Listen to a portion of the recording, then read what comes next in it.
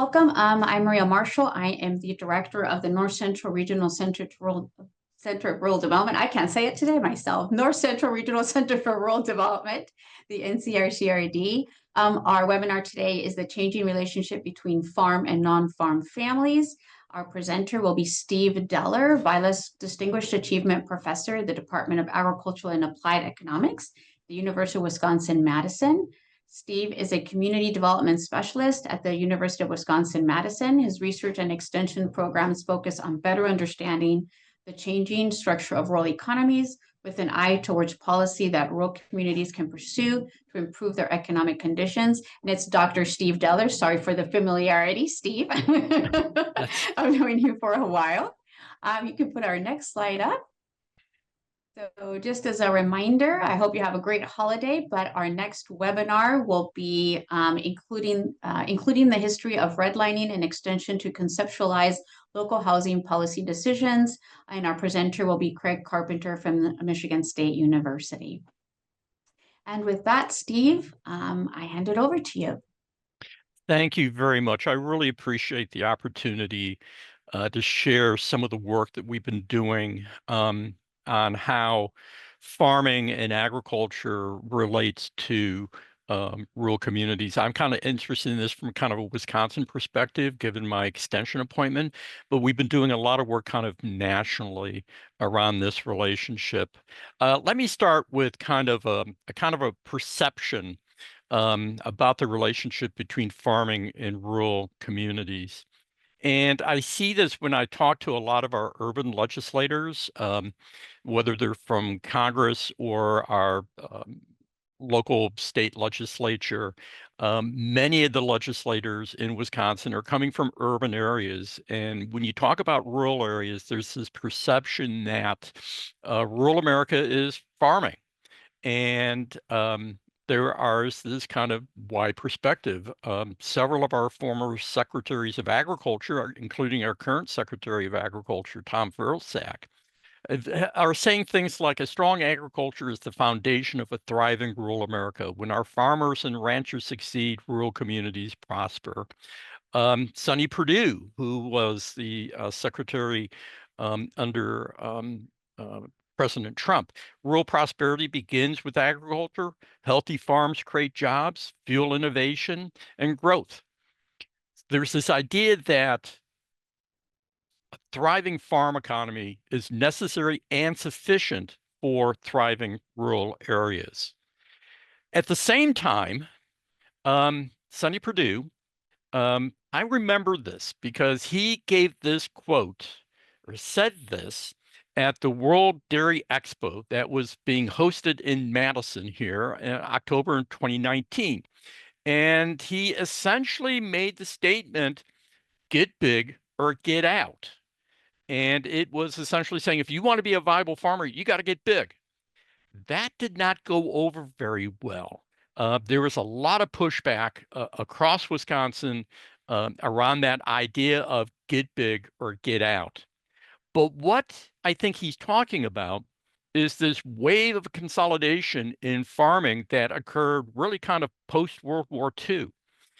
This is simply looking at farming in terms of acreage, which is one way of looking at farming. And you can see that the introduction of new technology, particularly tractors, really kind of took off after World War II. The introduction of mechanization really kind of drove economies of scale, which meant that consolidation made a lot of sense. So up through and into about 1987, 1992, there's this wave of large consolidation. There was actually kind of a slowdown in that. And in the early 1990s, there was actually kind of this anti-consolidation movement. Farms actually got a little bit smaller. What was going on there in the early 1990s and into the 2000s was kind of this introduction of local foods and this kind of movement towards specialty agriculture and smaller scale production feeding local foods. But look at since 2007, is that blue line, the average size, it's kind of returning, that we're starting to see kind of this upward trend in consolidation again. And in Wisconsin, we're seeing kind of growth in this consolidation returning. I think this is what Sonny Perdue was looking at. But this idea that consolidation has kind of slowed down, that kind of played out, that's been challenged. McDonald argued that these simple averages, particularly the previous slide, for example, have really masked persistent consolidation across agriculture. Essentially, what he's saying is that that 1,000-acre threshold that I kind of use for this is really masking what's going on. For example, the share of crops from very large farms, those with at least 5,000 cropland acres, increased by 46% between 1982 and 2022. Okay, these really big farms. We're seeing this in dairy. And again, I apologize. I'm in Wisconsin. We're the dairy state. In 1982, less than 0.5% of dairy farms had 500 or more milking cows. Yet by 2022, and again, that's the last census of agriculture, that had increased to more than 10%. More than 1 in 10 dairy farms now have 500 or more milking cows. Indeed, that's an increase of 228%. What's really important, though, is that those large dairies now account for over half of all the milk sales that's occurring. Indeed, the very largest dairies, those with more than 2,500 cows, accounts for about 45% of total milk sales. That's kind of what Purdue was talking about, is that that when you look at the volume of agricultural product, increasingly more and more of that is coming from these very large farms. Now, the threshold of 2,500 cows. In Wisconsin, a dairy that has 2,500 cows, that's a pretty big dairy. In California, that's a small dairy. There's a perspective here about what we're talking about when we're talking about large scale. Now, this consolidation, okay, and the continued consolidation, particularly at the very high end, has really kind of caused a bit of a popular pushback. Michael Pollan, the author in The Defense of Food, who's now a lecturer at Harvard University, kind of is laid out this logic. As farms have gotten bigger, the number of farms have shrunk. We've gained in efficiencies. We've lost in community. Okay, Tom Vilsack, again, the current Secretary of Agriculture. Consolidation in agriculture threatens the diversity and resilience of our food system and weakens our rural economies. Willie Nelson, other popular press type folks are essentially saying, you know, this growth of these really, really big farms is a threat to our rural communities. If rural communities are dependent upon a vibrant agriculture, and agriculture is moving towards these really big farms, we got a problem, and it's something that we need to think about, we need to worry about. Okay. Now, in the academic literature, this consolidation of farms into large, quote unquote, corporate farms, and that trend is eroding rural communities, is often referred to as the Goldschmidt hypothesis. Now, this was based on some work that Walter Goldschmidt did, and this kind of his general conclusion that has kind of served as the foundation for a wave of studies that are looking at this relationship between consolidation in farming and rural communities. The consolidation of farmland into large-scale industrial operations disrupts the social fabric of rural communities and eroding their economic vitality and cultural resilience. Now, Goldschmidt, he was an anthropologist, and he was working in California in the 1940s, and he really kind of based this study on 2 counties in California. One county that was kind of dominated by small family-owned farms, and the other one dominated by large-scale industrial farms. And he basically found that the county with the smaller family-owned farms tended to have higher quality of life, higher well-being, and compared to the other county that was more dominated. This argument, or this logic of the Goldschmidt hypothesis, has really spurred a number of studies that are trying to better understand this relationship between farming and community well-being, with a particular idea towards that consolidation movement towards larger farms. There's a number of studies. I'm going to highlight some of the ones that I think are some of the better studies. Gary Green did this study when he was at the University of Missouri, and he was looking at Missouri farming, Missouri rural communities. And he eventually found no evidence kind of supporting the Goldschmidt hypothesis. Okay. Skies and Swanson were looking at the southern US states. Really couldn't find evidence confirming the Goldschmidt hypothesis. Gillis and Delkey, they were looking at the Central Great Plains. Okay. And they kind of found evidence supporting the Goldschmidt hypothesis. They kind of looked in not in terms of farm size, but in terms of the number of hired farm workers. The bigger farms tend to hire more hired workers to run the farm. And that's what they were looking at. Okay. And they did find evidence of supporting that. McCannell was looking at large scale farming and kind of found support for the Goldschmidt. Barnes and Bevel were looking at non-metropolitan counties across the US. They really didn't find any evidence supporting the Goldschmidt hypothesis. Okay. Now, if you look at the next slide, go for it. Thank you. Carly, and I'm not going to try to pronounce that name because I won't say it right. They were looking at the north central region of the US. Okay. And they did find evidence supporting the Goldschmidt hypothesis. Harrison and Getz were looking at California and Wisconsin. They really didn't find any evidence supporting Goldschmidt. Bailey and co-authors, this is an interesting study because what they were looking at was the ownership structure of timberland in rural Alabama. And what they found is that as the number of absentee landowners increased, there was evidence supporting the Goldschmidt hypothesis. Now, this is an interesting component here because I think that this is something that's been lost in the academic literature. What Goldschmidt was really kind of arguing was that it's not necessarily the size of the farms, it's the ownership structure of the farms. Okay. These very large farms, they tend to be structured, they tend to be set up as corporations. Okay. That's why I have corporations in quotes.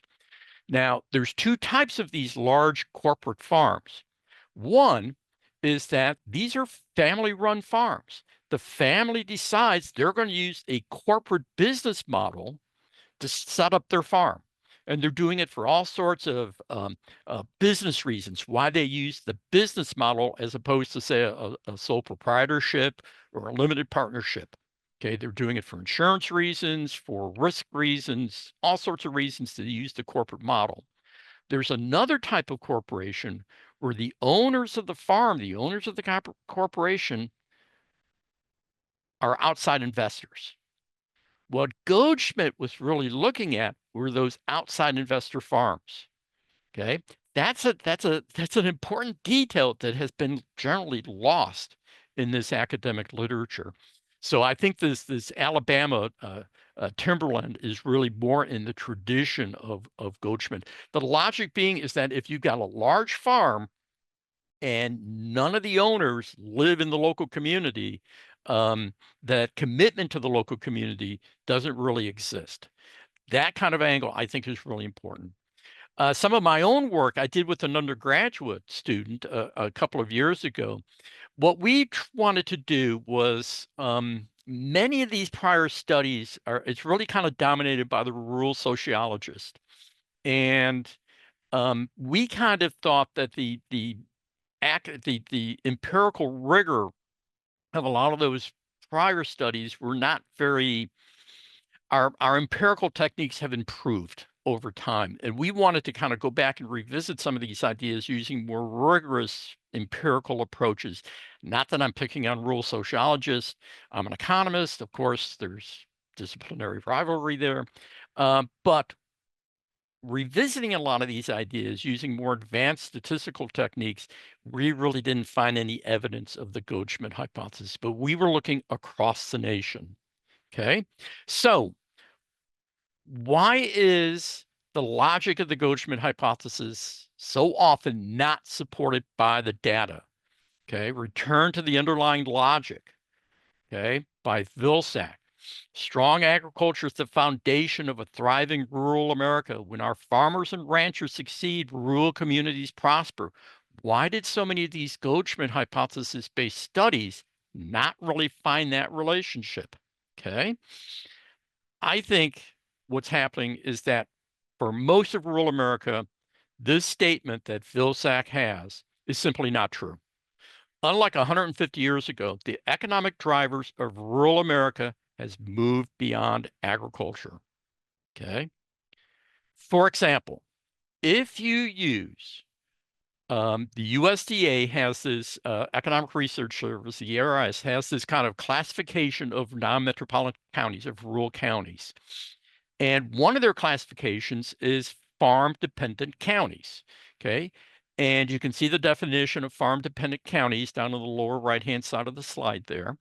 But two things. About 1 in 5 non-metropolitan counties are actually farm-dependent.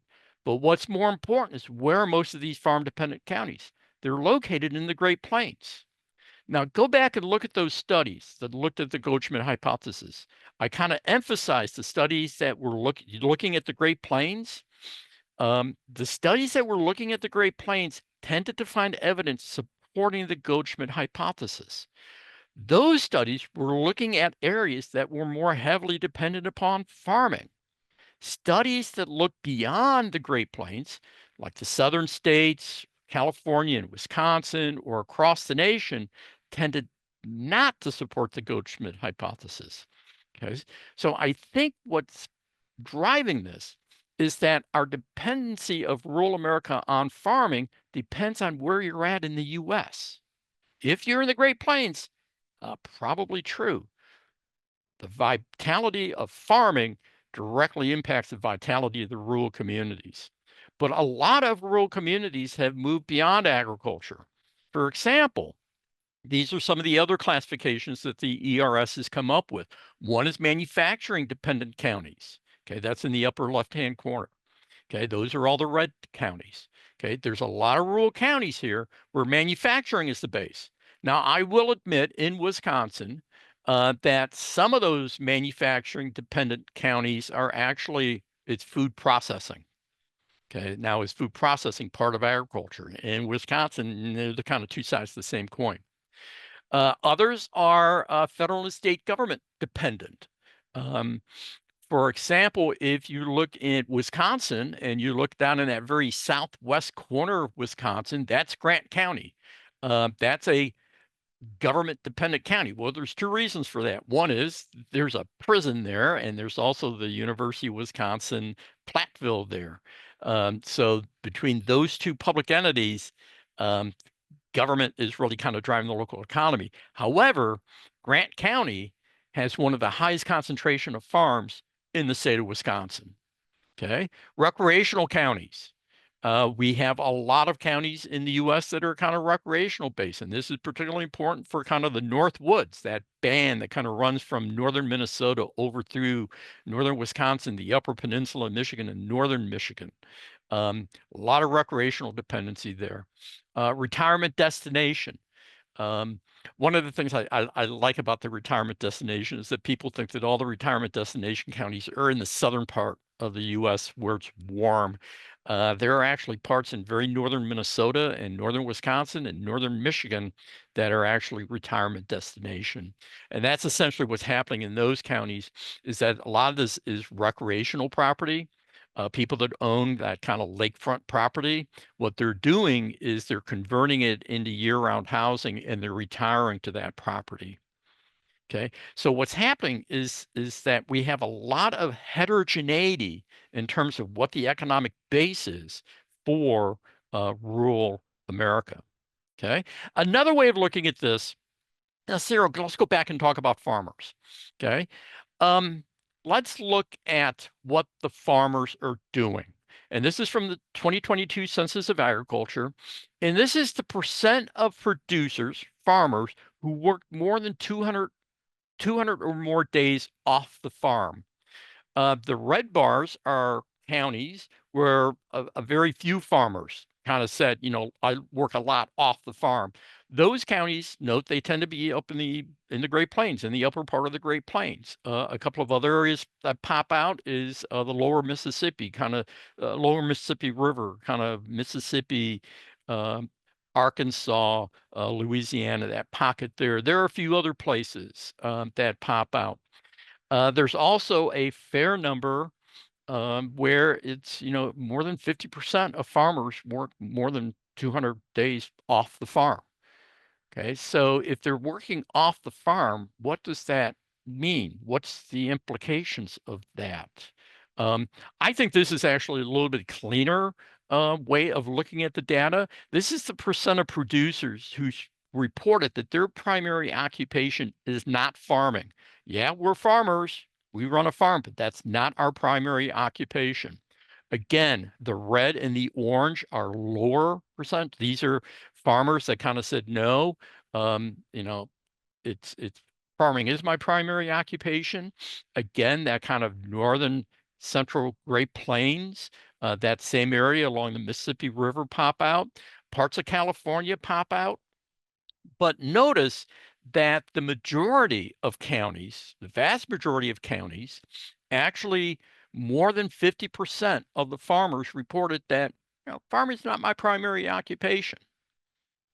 Now, one of the things I want to do is that there seems to be a spatial pattern there, and I just wanted to see what that spatial pattern looks like in a little bit more rigorous statistical way. So what I did just quickly is kind of a hotspot analysis. And this is essentially saying, are those spatial patterns, are they statistically significant? And there are a couple patterns here that are significant. That kind of light blue counties, those are where you're seeing a lot of counties that are kind of reporting lower percentages of farmers that are saying, farming's not my primary occupation. Another way of looking at it is those blue counties or blue areas are where you're seeing a higher concentration of farmers that are saying, farming is my primary occupation. Where are they clustered? Again, the Great Plains, particularly the northern Great Plains, California pops out, and there are a few other places that pop out. But there's also that salmon colored area. That's low, that's high. That would be counties where a higher share of farmers are saying, farming's not my primary occupation. Kind of that band from Ohio down through Georgia, parts of kind of around Missouri, parts of Oklahoma through Texas. This is where you have higher concentration of places where farmers are essentially saying, farming's not my primary occupation. Okay, so there are large parts of rural America that farmers are basically saying, look, farming's not my primary occupation. Okay, now the Census of Agriculture is an excellent source of information for detailed data about the farm enterprise, the farm, the farmers, but really doesn't provide very good information about the farm family or the farm household. The USDA recognized that, and to kind of provide more detailed information about the farm family, along with other more timely annual type surveys. The Census of Agriculture is done every 5 years. They wanted more timely annual data. So they developed the Agricultural Resource Management Survey, the ARMS data. This is a comprehensive survey. It's a primary source of information about financial well-being, production practices, resource use, economic conditions of the farm households, okay, and their operations, okay. I'm going to use the term family and households interchangeably. There's kind of a technical difference there, but for the sake of discussion, they can be used interchangeably. Now, what they do is they do a stratified sample to make sure that their sample is representative of all farm types. They survey farmers in the 15 largest agricultural producing states, and they survey around 30,000 farms annually. And this data is from 1996 to 2022. The 2023 data has not been made available yet. Okay, now this is a distribution of the farms by size, and we're measuring size by sales. Okay, notice that over 80% of the farms in the ARMS survey have sales of less than $100,000. Only 2.4% have sales of more than $1 million. Okay, so this survey is dominated by smaller farms. Now, why is that? Well, they want the ARMS survey to be representative of all farms. Now, if we go back to the Census of Agriculture and we look at the distribution of farms by farm sales, notice that the vast majority of farms have sales of less than $100,000. Okay. Indeed, if you look up to sales of less than, the first four bars there, sales of less than $10,000, that's 20, that's 30, that's 40, over 50%, over half of the farms in the US have sales of less than $10,000. Okay. There's only a handful of farms that have sales of more than $1 million. But if you look at the volume of sales, the volume of sales is dominated by these really big farms. Go back to that comment about dairy farms, that over 50% of all the milk sales is by farms that have more than 2,500 cows. Okay, these big farms really dominate the market. That goes back to Sonny Perdue's argument that get bigger, get out. He's looking at that distribution of those orange bars. Okay, so while you count the number of farms, you go out and you count the number of farms. It's dominated by really small farms, but if you look in terms of where is the volume of production occurring, it's dominated by those really big farms. That's why so many of those farms, so many of the farms in the ARMS survey are really kind of small, because that's reflective of this distribution. Now, if you look at kind of the average sales by category, this is a challenge that I have when I think about farming and rural communities, is that if you grab a typical farm, okay, they have very modest sales, very, very modest sales. Now, as an economist, when is a farm become a viable business?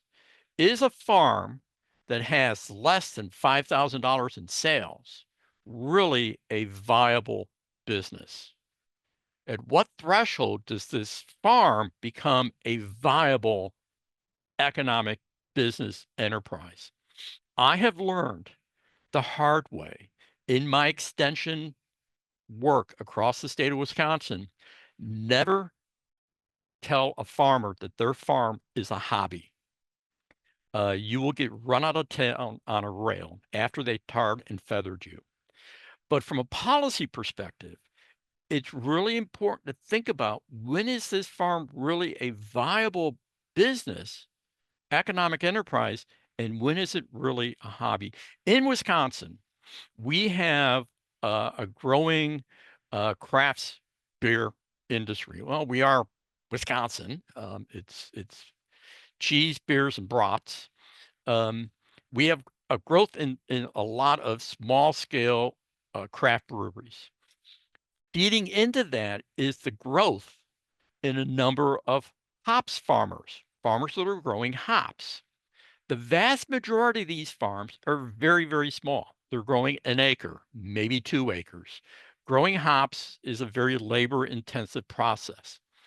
Now, the challenge that we've got is that some of these hops farmers are actually retired professionals. There's one hops farmer that's in the western part of the state that's a retired medical doctor. And what he does is that, and he's quite proud of this, is that he grows hops and he sells it to the local craft brewery. He then buys that craft beer, brings it back, and when he has a party or hosts friends over, and he brags that that beer was produced with the hops that he grew on his farm. Okay, is that really a hobby, or is that a viable? It's a challenge, and I don't think that there's a clear answer to that, but it goes back to kind of this whole policy discussion. Now, this is the percent of farm household income as a percent of the US average household income by these different categories. Okay, notice that I've got 100% identified there, that black line. Anything that is above that is the farm household income is above the national average. Okay. Across the board, farm households tend to have higher household income than the national average. Now, when you look at those really big farms, the farms that have more than $1 million in sales, they're doing actually quite well. If you look at the average over this entire time period, you take an average farm, a typical farm, their household income is 128% of the national average. When you look at the big farms, more than $1 million in sales, they're 600% of the national average. Farm households tend to be doing pretty well. But now remember that this category, less than $100,000, that's dominate. 80%, 82% of farms fall into that category, and they're slightly above the national average. Okay, so farm incomes. Indeed,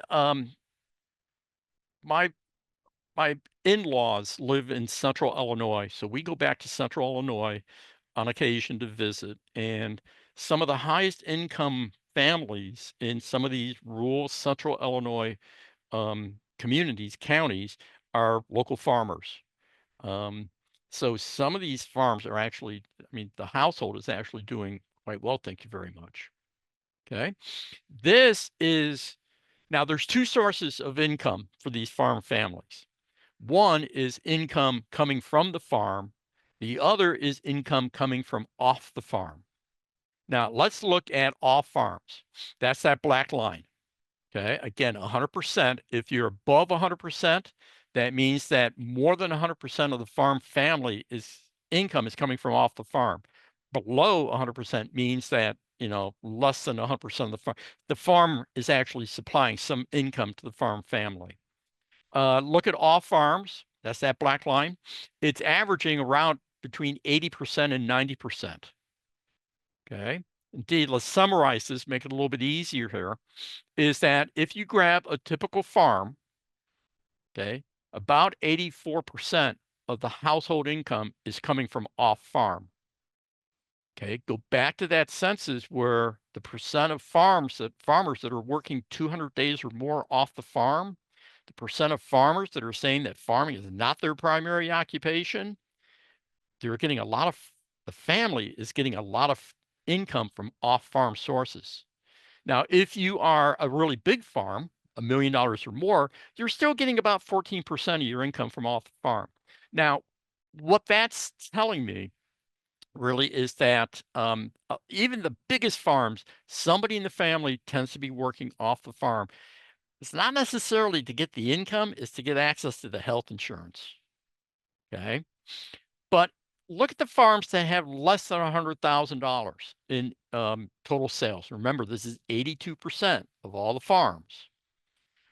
You've got 103, almost 104% of farm household income is coming from off the farm. How can you have more than 100%? Well, what that's telling me is that there's actually a small percent of that off-farm income that is actually paying the bills of the farm. So for the vast majority of farms, 80%, over 80%, without that off-farm income, that family would have no income. Okay. That is important to me. Now, one of the things that using this particular categorization is convenient. Okay. But ERS kind of realized that, there's a lot of these farms where, the farm is not the primary occupation. They're doing a lot of work off farm. So they said, let's reclassify these farms. Okay. Let's group them into three classifications. Commercial farms, which is, you can see the definitions at the bottom of the slide there. These are larger farms, $350,000 or more of gross cash. Why 350,000? Why that's their threshold? I haven't found a clear explanation for that. But these are essentially commercial farms. The farm is their primary occupation, is their primary source of income. About 8% of all the farms fall into that category. Residential farms, these are sales of less than $350,000, and the principal operator is retired or farming is not their primary occupation. That's about 60% of farms fall into that category. The final category says intermediate farms. These are smaller farms, less than $350,000, but farming is their primary occupation. Okay, that's about 1 in 3 farms. Okay, this is the distribution of the farms over the study period. But this is the percent of household income. Look at the commercial farms. That's that blue or kind of greenish line. It's the top line. Again, these commercial farms, farm household income is, you're looking at 300% above the national average. If you look at residential farms, that's that blue line, it's slightly above the national average. The intermediate farms, these are the smaller farms, and that's their primary operation. They tend to be just below the national average. Okay. Now, where is the household income coming from? Commercial farms, about 20%, a little bit more than 20% of income is coming from off farm. Again, that's probably trying to get health insurance, access to health insurance. If you look at intermediate farms, it's upwards of 90% of household income is coming from off the farm. And the residential farms, which is the predominant type of farm, most of the income is coming from off the farm. Okay. So what's the policy implications? Okay. Go back to the quotes from the 3 secretaries of agriculture that a strong agriculture is the foundation of a thriving rural America. When our farmers and ranchers succeed, rural communities prosper. Okay. The policy implication here is to promote rural economic vitality, focus on farming. Urban legislators kind of have had this drilled into their heads. This is what they think of. You want to promote rural economic vitality, promote a strong farming economy. Okay, but the vast majority of farms are dependent upon off-farm income to maintain the family farm. Only the biggest farms are really not dependent on off-farm income. They may be dependent on off-farm employment for health insurance, but not for income. Okay, the policy implication to promote the economic vitality of farming, start by ensuring the financial vitality of the farm household, which means promoting off-farm employment opportunities. What I'm trying to argue is that a strategy to ensure that we have a vibrant farm economy is to make sure that the farm families are financially stable. The way that we do that is that we ensure that there's viable off-farm employment opportunities in the rural communities. But Purdue and Vilas have the policy implications completely backwards. Rather than farming driving the vitality of rural communities, it's the vitality of the rural communities that are enabling the farms to remain viable and operational. I think we need to rethink our relationship between farming and rural communities, particularly outside of the Great Plains. I'll stop there.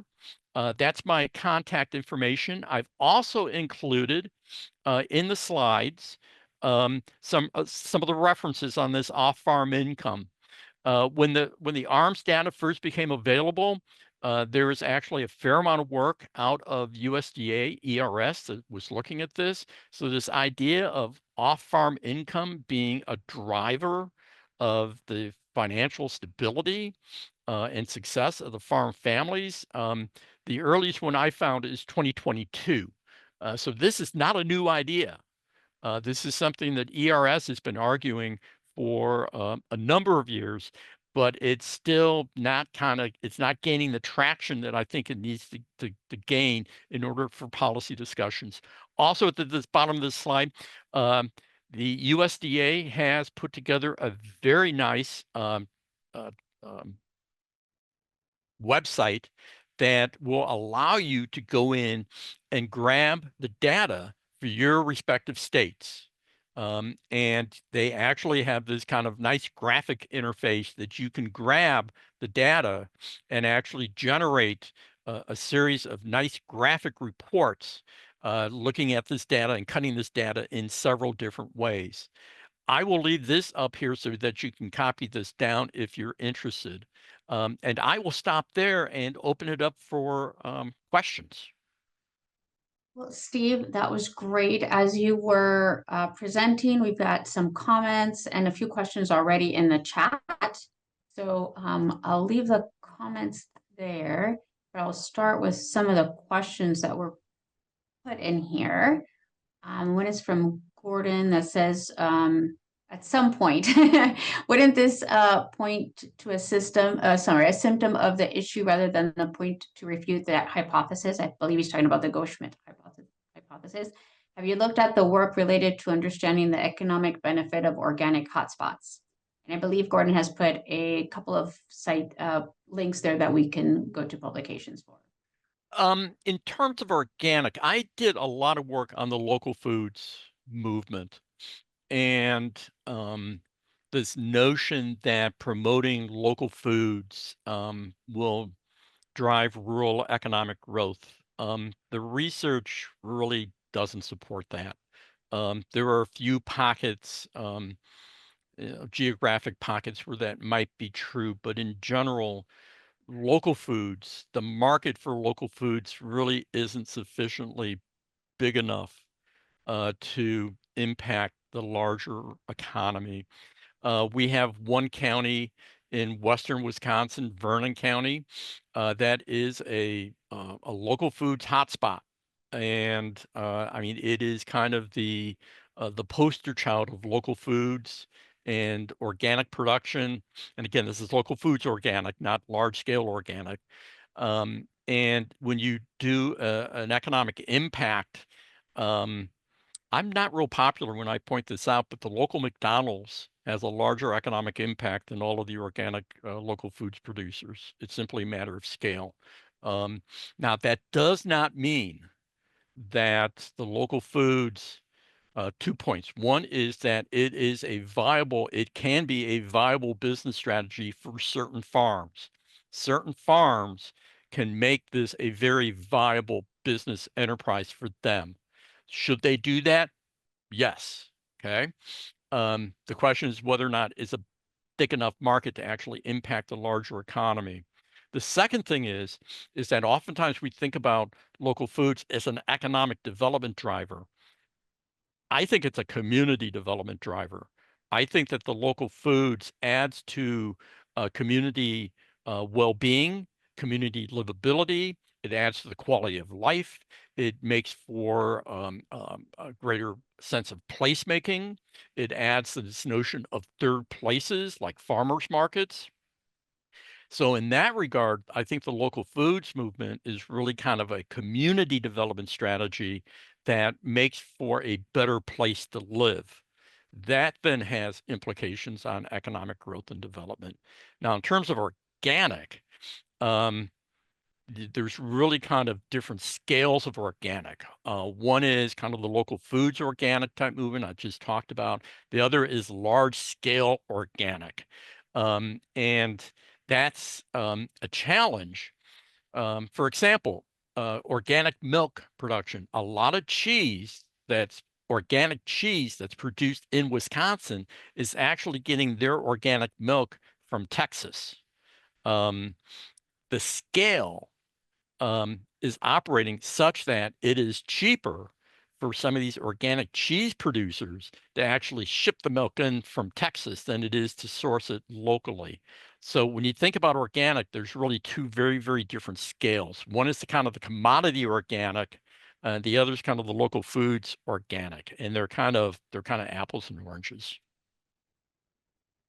Thanks, Steve. And I'm going to go ahead and read Kendra's comment that says, I suggest that successful farming in North Dakota is not enough to create prosperous communities.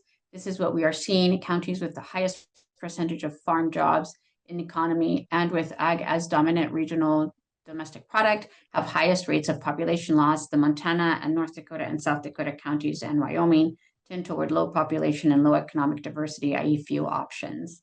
Kind of making your point as well. I think you're right. You look at the history of, and this is, I refer to a colleague of mine, Judy Stallman, um, who is an Iowa, grew up on an Iowa farm. So it's kind of, I'm I'm channeling her a little bit here, is that when you saw this massive consolidation that started post-World War II, this is when you started to see a lot of ghost towns pop up throughout Iowa and a lot of the Great Plains. And what it was is that when you had smaller kind of this traditional idea of family farms is that you had a lot of them, which means that you had a lot of people living in these communities. So you had a population density that could support grocery stores, that could support a movie theater, that could support a local bank. And as these farms consolidated, um, the population associated started to drop, and you fell below critical population thresholds. You didn't have enough people to support the local grocery store. You didn't have enough people to support the local theater. And that's where these towns started to pop up. And I think that's a real legitimate concern in the Great Plains, where farming dominates. And as these farms get bigger and bigger, there's fewer and fewer people, and you simply don't have the critical mass to support some of these services. Um, I can remember a conference in Western Minnesota where there were some farmers that were saying, someone in the family is going to have to learn how to fly a plane, because the only way they're going to be able to get to a grocery store in a reasonable amount of time is to buy a plane and fly. Um, and they were kind of bemoaning um, this demise of population thresholds and the ability of services to continue to exist. It's a serious problem. And I believe this question by John was during the time when you were talking about hobby farms or what makes something commercial, things like that. And he said, what if it is a positive cash flow side hustle business? It would make sense that average urban suburban incomes are higher as the cost of living there may be higher. That's possible. It is possible that the cost of living in urban areas is higher. I think that with the cost of housing now, that's a very legitimate question. I think that again, this goes back to more from a policy perspective. If you live on a farmette and you are able to grow things, um, and it's kind of a side gig, and you can make a little extra money doing that, I think that's perfectly acceptable. I think that's fine, great, good, do it. But from a policy perspective, should those types of enterprises be eligible for farm support programs? Um, should they, I mean, where do we draw the line between a hobby that is generating a little bit of revenue and a viable business that is eligible for support programs? I don't have a clean answer to that. Um, but it's something that I think that it's something that I struggle with. And I think it's something that we need to think about a little bit. It's not a clean answer to your question. It's really not. And then Jennifer, around the same time, also commented and asked, is this household income, is this household income funding the farm as well? If so, how much of this household income is going back to the farm versus to the household? Let me slide back here, and this slide right here. Okay. Notice that category less than 100,000. It's at the bottom of the table. It's 103%, 103.9%. Again, that's an average. What that's telling me is that the off-farm income is actually going to help pay for some of the expenses of the farm. Okay. If it wasn't for that off-farm income, that farm would have bills that it couldn't pay. Now, again, this is an average. It's an average over this whole time period. There's going to be ebbs and flows. Um, so, and remember again that in the ARMS survey, 82% of the farms fall into that less than $100,000 category. So again, your typical farm, if you grabbed a farm at random, okay, that off-farm income is not only keeping the family stable financially, but it's also helping pay some of the bills of the farm. Now, I think that's up to the individual farmer whether or not that's sustainable. Is that really something that they want to do? There also I mean, to even complicate things farther, it's you know, a lot of people start their own business and they run their own business, whether it's a Main Street business, an agricultural business. They do it because they're passionate about the work. They love the work. Um, my sister runs her own business, and my brother runs his own business, and they're passionate about the work. They're willing to do it for lower income, and it's what economists call compensating differentials. I'm willing to take a lower income because I'm so passionate about the type of work that I do. Um, I think it's incorrect to say that farmers stay in farming because it's a lifestyle. I'm not sure that's a fair way to characterize it. Um, I mean, we could argue, well, why do a lot of businesses that barely break even stay in business? It's because the people love what they do. Um, and the fact that you have this other source of income coming from off the farm that enables you to do that, I think that's a viable strategy. And I think I'm going to agree a little bit with what John said to that comment from Jennifer. What you're saying is that thus building household long-term wealth, because there is a asset with farming, which is land, which is wealth. Yes. But one of the problems that we're finding in Wisconsin, and I don't know about outside of Wisconsin, is dairy farms. A lot of the dairy farms, as the farmers get older, they basically fully depreciate the farms. The land is still viable, but remember, a lot of these dairy farms, dairy is not a land-intensive operation. It's not like a corn and soybean or a wheat operation. Okay, so you can have dairy farms that are actually on pretty small pockets of land, and the value is in the building and the equipment. And oftentimes, what happens is they're not making enough money to reinvest in the farm. So what happens is they basically fully depreciate the farm, and this is where a lot of the farmers run into problems, is because they hit retirement age and they fully depreciated the farm because they're not making enough money to reinvest in the farm. And unless they're sitting on a lot of land, they're kind of between a rock and a hard place. So it depends on how much of your assets is in land and how much of your assets are in, say, the physical infrastructure.